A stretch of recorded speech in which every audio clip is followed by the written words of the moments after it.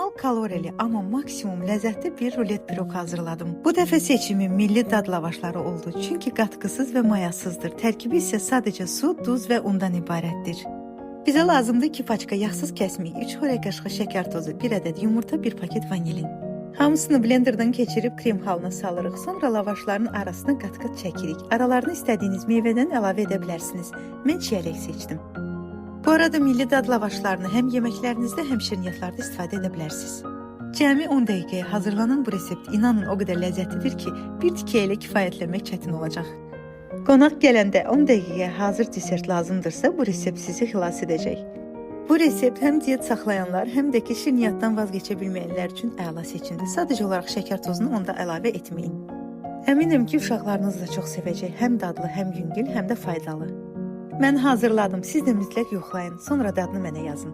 Hazırlayan hər kəsə nuş olsun.